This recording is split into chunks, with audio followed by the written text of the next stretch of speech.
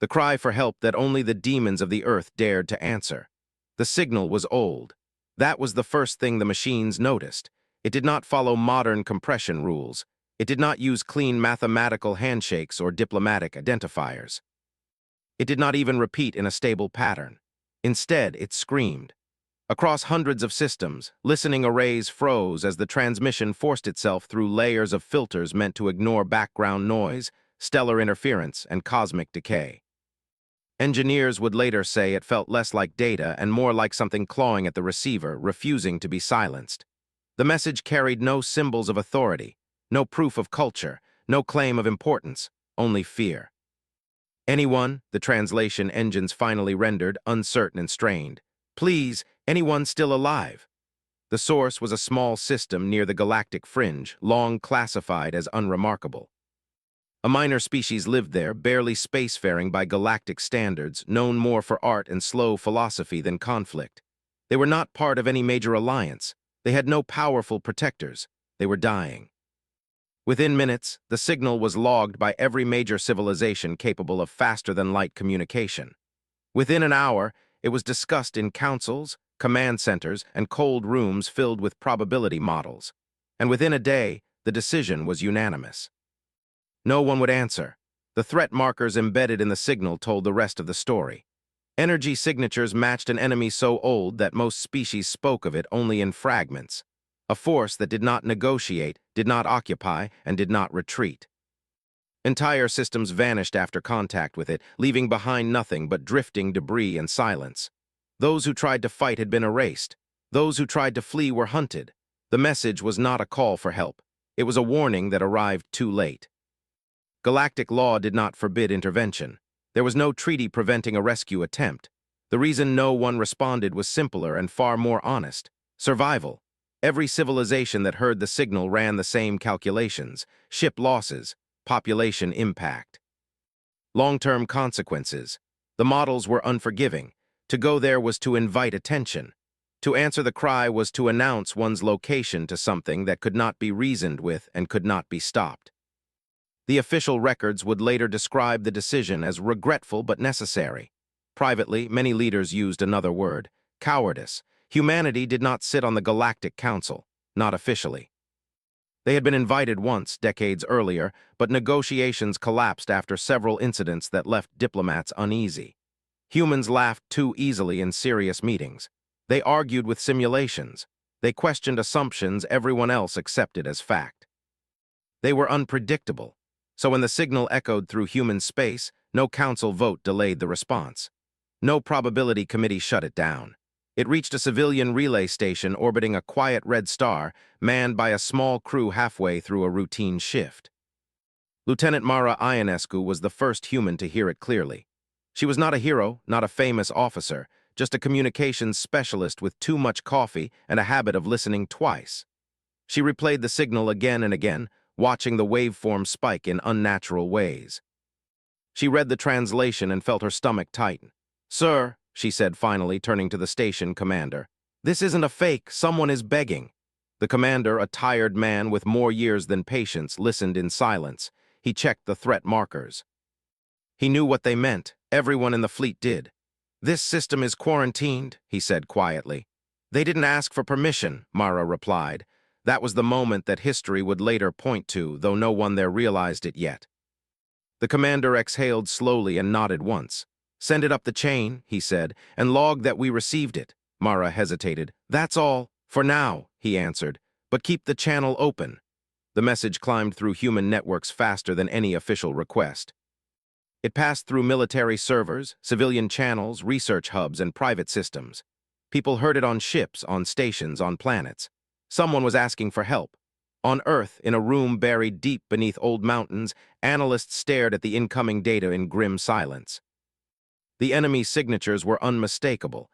This was not a battle humanity could win by conventional thinking, which was exactly why the conversation took the shape it did. "We cannot guarantee success," one officer said. "No one asked for a guarantee," another replied. Casualty projections filled the air, glowing red and severe. Losses would be heavy, possibly total. A general leaned back in his chair and folded his hands. Question, he said calmly. If we do nothing, what happens? The system falls, an analyst answered. All life ends. And if we go, best case, the analyst swallowed. We save some of them, worst case, we attract attention. The room went quiet. Finally, the general nodded. Then we go. Orders went out without ceremony. Old ships were pulled from reserve fleets. Not the newest, not the most advanced, but the ones built thick, modular, and stubborn. Engineers worked around the clock, ripping out outdated systems and replacing them with brutal efficiency. Weapons banned by galactic law were not activated, but they were prepared, waiting in silence. Volunteers arrived by the thousands. No one was forced. No speeches were made. The sign-up sheets filled anyway. Some came because they had lost family once and refused to let others face the same end alone. Some came because they believed that if monsters existed, someone had to stand in their way. Some could not fully explain why they stepped forward. They only knew that doing nothing felt wrong. Among them was Captain Elias Ward, assigned command of a rescue carrier not designed for war. His ship, the Resolute Mercy, had once evacuated flood victims and carried medical supplies to disaster zones. Now its hull bristled with added armor, its bays filled with drones and emergency shelters. Ward read the mission briefing in silence. Rescue first. Engagement only if necessary. Survival unlikely. He closed the file and looked out at the busy hangar below. Crews moved with sharp purpose, not fear. They joked softly, shared tools, double-checked seals. They were not brave because they were unafraid. They were brave because they went anyway. As the human task force prepared to depart, alien monitoring stations noticed the activity. Observers watched in disbelief as ships launched toward the quarantine system. They are answering, one analyst whispered. Why? Another demanded. They know what waits there. Yes, humanity knew. That was what frightened the galaxy most. The fleet jumped as one, tearing a wound in space and vanishing into faster-than-light travel. In the quiet that followed, the distress signal continued to echo, weaker now, filled with static and despair. Back on the relay station, Mara listened as the message broke apart, syllables stretching and fading. Please, it said, we are still here. Across the void, humanity was coming. And for the first time in a very long while, the monsters would not find an empty system waiting for them. The human fleet arrived without ceremony. There was no dramatic flash, no warning shot fired into the void. Space simply bent, then tore open, and human ships poured into the dying system like blood into a wound. Captain Elias Ward felt the jump end deep in his bones. The Resolute Mercy shuddered, alarms flickering for half a second before stabilizing. The stars outside the viewport were wrong. Too many were gone. Whole regions of space were dark where planets should have been. Status, Ward said, his voice steady. Jump complete, his navigator replied. Radiation levels high, debris everywhere. Ward leaned forward. Wreckage drifted past the ship, spinning slowly. Some of it was metal, some of it had once been cities. The silence was heavy, like the system itself was holding its breath. Then the sensors screamed. The enemy fleet was already there. They were massive, angular shapes, black against black space like pieces torn from the night itself. No running lights, no visible engines. They did not move like normal ships. They drifted, then shifted position instantly, as if space meant nothing to them. Ward had seen the simulations. None of them truly prepared him for this. How many survivors? He asked, a pause too long. Multiple life signs detected on the third planet, the sensor officer said. Underground shelters, numbers dropping. Ward nodded once. Rescue teams prepare, we go in. Captain, his first officer said carefully, the enemy. I know, Ward said. We are not here to win a war, we are here to answer a call. Across the fleet, similar orders went out. Human ships did not form a battle line. They spread, creating confusion, overlapping signals, false targets. Drones launched by the hundreds, broadcasting noise and reflections. The enemy reacted. Several of the dark ships shifted at once, turning toward the humans with unsettling speed. Energy built along their surfaces, weapons charging. Alien observers watching from distant systems expected the human fleet to vanish in seconds. It did not. The first enemy strike hit empty space as a human ship cut power and drifted, its engines silent. Another ship took a glancing blow, armor burning, but it stayed intact. Human vessels moved unpredictably, breaking every standard tactic the galaxy knew. Enemy focusing on us, the tactical officer reported. Good, Ward said. That means they're not looking at the planet. Shuttle bays opened. Rescue craft launched, small and fast, diving toward the third planet through storms of debris. They flew through fire and falling wreckage, shields screaming, pilots pushing their ships beyond safe limits. On the surface, the alien survivors huddled in darkness. Their shelters shook as the ground above burned. They had stopped hoping. The signal had been a final act, a scream into an uncaring universe. Then unfamiliar sounds echoed through their tunnels, metal against stone. Cutting tools, human voices filtered and strange. A breach opened, light flooding in, and figures in bulky suits stepped through. They moved quickly, calmly, as if they had done this 1,000 times before. One of the aliens, weak and trembling, stared up at them and asked the only question left. Why? A human medic knelt beside them, already working, already saving lives. Because you asked, she said. In orbit, the enemy adapted. They began targeting the rescue ships directly, shifting weapons with frightening precision. Ward watched the tactical display tighten, red markers closing in. Deploy sacrifice drones, he ordered. The words tasted bitter but necessary. Unmanned ships surged forward, broadcasting human signatures, drawing fire. Enemy weapons tore them apart, explosions lighting the void. Behind that curtain of destruction, the rescue ships slipped through. The enemy realized the trick too late. Then the humans changed tactics. Several human ships cut their engines entirely and allowed themselves to be boarded. Alien observers gasped as dark shapes latched onto human hulls, tearing openings, pouring inside. They expected panic. Instead, they found resistance. Humans fought in tight corridors, in smoke and darkness, using weapons designed for close combat. They fought with coordination, covering each other, retreating only to trap their attackers.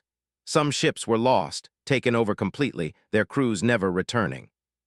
But each boarding action cost the enemy far more than they expected. They're bleeding us, an enemy commander would have realized if it understood the concept. The human fleet was not trying to survive. It was trying to end the threat. Ward's ship shuddered as a direct hit tore through its side. Power failed in several sections. Fires broke out.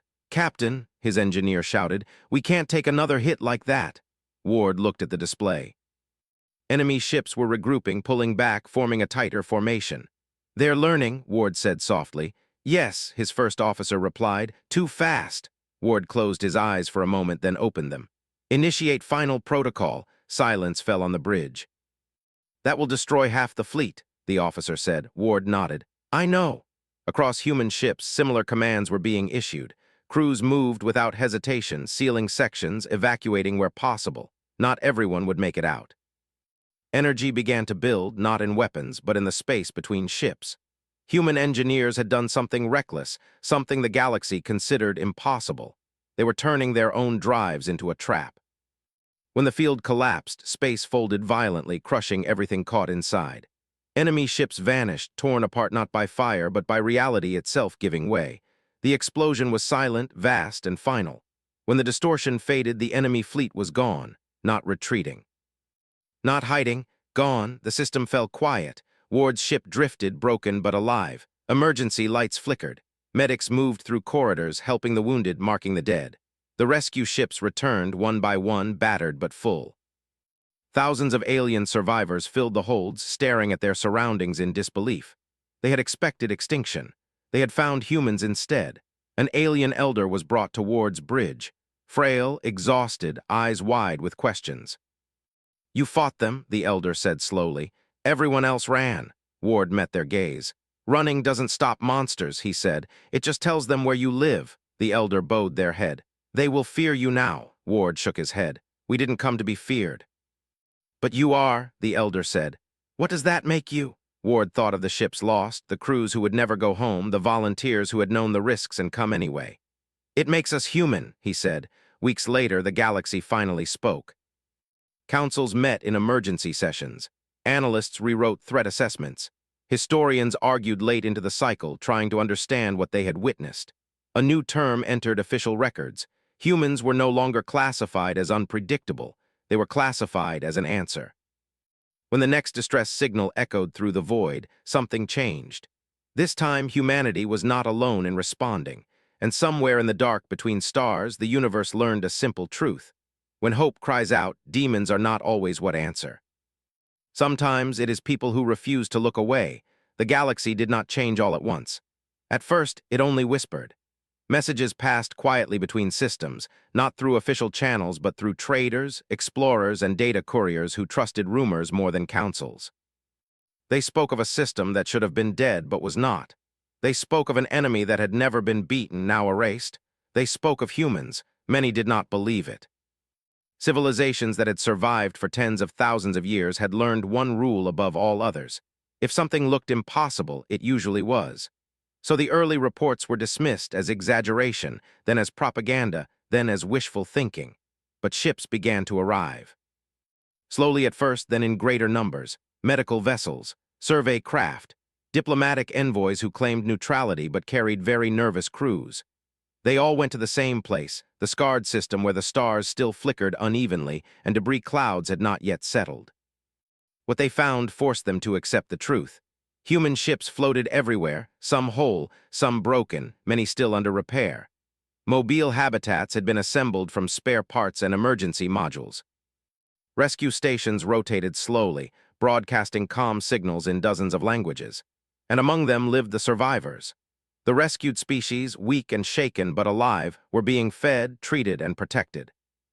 Humans did not keep them behind force fields or isolate them like dangerous animals. They shared space, shared air, shared risk. That confused everyone. Captain Elias Ward stood on the observation deck of a temporary station, watching a construction team weld a new support ring into place. His arm was in a brace. His uniform was still scorched in places. He had refused a replacement. He did not feel like he had earned something clean. A junior officer approached quietly. "Captain, the delegation from the core worlds is requesting a meeting," Ward sighed. "Of course they are." "They seem nervous, sir." Ward allowed himself a small smile. "They should be." The meeting chamber was neutral ground, designed by human engineers but adjusted for multiple species. Temperature, gravity, and light shifted gently to keep everyone comfortable, or as comfortable as they could be. The delegates arrived in silence. Some were tall and elegant, their movements careful and precise.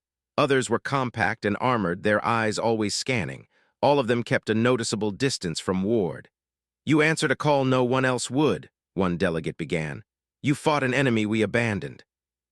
Ward did not argue with the statement. "We need to understand why," another said. "Your losses were severe, your risk was extreme. By every rational measure, this was a mistake." Ward folded his hands on the table. "Then your measures are missing something." "What?" the first delegate asked. Ward leaned forward slightly. "People." The word seemed to unsettle them. "You think we are heartless," one said stiffly. "No," Ward replied. "I think you are careful. Careful keeps you alive. It just doesn't always keep you human." There was no immediate response. The delegates exchanged glances, subtle signals passing between them. Finally, the smallest among them spoke, voice quiet but sharp. "If the enemy returns, they will come for you first." Ward nodded. "Yes. And you are prepared for that." Ward's answer was simple. "We always are." The meeting ended without agreements or threats, just understanding, slow, uncomfortable understanding. As the delegates left, one lingered. "You scare us," they admitted. Ward looked tired. "Good," he said. "That means you'll think twice before letting the next system die." Rebuilding took time. Human engineers worked alongside alien specialists, sharing tools and ideas. The rescued species began to recover, their culture bruised but not broken. Children laughed again in corridors that had once been silent. Stories spread, not of human weapons or tactics, but of moments. A human pilot holding a shuttle steady while debris tore through the hull so evacuees could escape. A medic staying behind with a dying alien elder so they would not pass alone. Crews singing quietly during repairs, not to boost morale, but because silence felt wrong. These stories traveled farther than any official report. Elsewhere, something watched.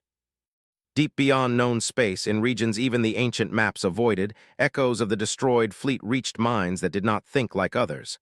The loss was noted. Patterns were adjusted. Humans were added to the list, not as prey, as a problem. Back in the recovering system, alarms sounded one quiet cycle. Not urgent, not panicked, but serious enough to draw attention. Long-range sensors had detected movement, not an attack, a probe. Human analysts studied it carefully. It did not approach directly. It observed from the edge of detection, cautious now. "They're learning," a scientist said. Ward stood nearby watching the data. So are we. Instead of firing, humanity did something unexpected. They broadcast, a simple signal, clear and unencrypted, sent into the dark. We are here, it said, and we are paying attention. The probe withdrew. That moment changed more than any battle. For the first time, the enemy hesitated. The galaxy noticed. Defense budgets shifted. Old doctrines were questioned. Alliances that had existed only on paper began to take shape. Humanity was invited again to councils, this time with urgency rather than curiosity. They accepted, not as leaders, as witnesses. During one council session, an ancient representative asked a question no one else dared to voice. What happens, they asked, when you finally lose? The chamber went silent. Ward, present as an advisor, answered slowly. Then we lose, he said. But we make sure it costs something, enough that whoever survives remembers us. The words were recorded, translated, and archived. They would be quoted for generations. The rescued species eventually chose a name for what had happened to them. In their language, it translated poorly, but the closest meaning was shared across cultures. The refusal, not humanity's refusal to let them die, but the universe's refusal to stay cruel forever. Years later, a new distress signal echoed through space. Different system. Different species, same fear. This time the response was immediate. Human ships launched, so did others, not because treaties demanded it, but because someone had finally shown them how, and far away in the dark, something listened. And for the first time in its long existence, it felt something close to caution. Because the demons of the earth had answered once, and they were still listening, the warning did not come as a scream, it came as silence. For months after the first probe withdrew, human sensors watched the dark edges of known space. Nothing crossed the line. No strange energy spikes, no distorted signals. To many, it felt like the danger had passed. Humanity did not believe that. Captain Elias Ward stood in a quiet control room on Earth, far from the stars, watching long-range maps update in slow motion. He was older now. His hair showed more gray. His left arm never fully healed, and it ached when storms passed over the planet. He welcomed the pain. It reminded him why he stayed. Another system went dark, an analyst said softly. Ward did not turn. Name. A trade corridor outpost, no distress signal, just gone. That made 3, not destroyed in fire, not erased in violence, simply removed as if they had never existed. The enemy had changed. They were no longer reacting. They were planning. Human command issued a quiet alert, no panic broadcasts, no speeches, ships were moved. Old defenses were reactivated. Civilian evacuation drills began on outer colonies, framed as routine safety checks. The galaxy watched, uneasy. Some species offered support, others hesitated. Fear was a deep habit. Then the message came. It was not sent to one system, it was sent to all. The signal did not beg, it did not threaten, it did not even speak in words, it showed images. Stars folding inward, fleets breaking apart. Worlds emptied without damage, their people simply missing. And then one final image, Earth. Human analysts worked without sleep to decode the meaning. The conclusion was clear. The enemy had decided that humanity was the source of the problem, so they would remove the source. Ward sat in the emergency council chamber as leaders argued, pleaded, and demanded plans. He listened quietly until someone finally turned to him. You fought them, a delegate said. You understand them, tell us what to do. Ward looked around the room, so many faces, so much fear. They're not coming for territory, he said. They're coming for an idea. What idea? Someone asked. Ward's voice was calm. That someone will answer. Silence fell. They want us to stop, Ward continued, to stop helping, to stop standing up, to stop caring about lives that are not our own. And can we stop them? Another asked. Ward nodded once. Yes, how? By not stopping. Humanity did not build a single massive fleet. They built many small ones, rescue groups, defense rings, mobile shelters, evacuation corridors. Instead of focusing on Earth alone, they spread outward, strengthening weak points, helping allies reinforce systems that had once been abandoned. They turned the galaxy into a web. The enemy struck, this time not at Earth. They attacked the edges, dozens of systems at once. Silent removals, no warning, and each time they found something new, human ships already there, human warnings already sent, human hands already pulling civilians out of danger. Losses were heavy, sometimes whole rescue teams vanished. Sometimes fleets arrived too late. But never again was a system erased without someone answering. The enemy began to hesitate again. That hesitation saved lives. On Earth, civilians watched the news with quiet resolve. There were no riots, no mass panic. People volunteered. Factories worked longer hours. Children learned why the stars mattered. A young girl once asked Ward during a public address, "Are you scared?" Ward thought for a long moment before answering.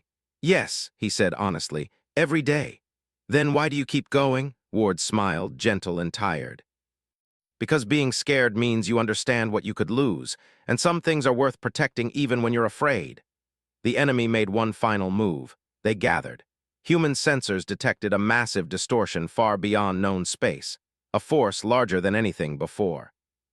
Enough to crush Earth completely. This was not a warning, it was an ending. Humanity responded with something no one expected. They did not send warships. They sent a message, not a threat, not a plea, a record. It showed humanity's history, their wars, their mistakes, their cruelty, their kindness, their failures to help and the times they did help. It showed the rescued species alive, children growing, cities rebuilding. It ended with a simple statement. We are not special, we are not pure, we are not strong enough to win forever. But we will always answer. The enemy fleet slowed, then stopped. No one knew why, no human weapon fired, no battle began, days passed, then weeks. Then the distortion collapsed. The enemy withdrew, not defeated, but changed. No one celebrated. Humanity knew better. The galaxy entered a new age, not of peace, but of awareness. Defense and rescue became equal priorities. No system stood alone anymore. Captain Elias Ward retired quietly a year later. He did not attend ceremonies. He moved to a small home near the ocean where the air smelled of salt and storms. On his last day of service, a message arrived. A distress call. Small, weak, far away. Ward listened, smiled softly, and forwarded it. Somewhere, ships launched. And somewhere in the dark, something listened and understood.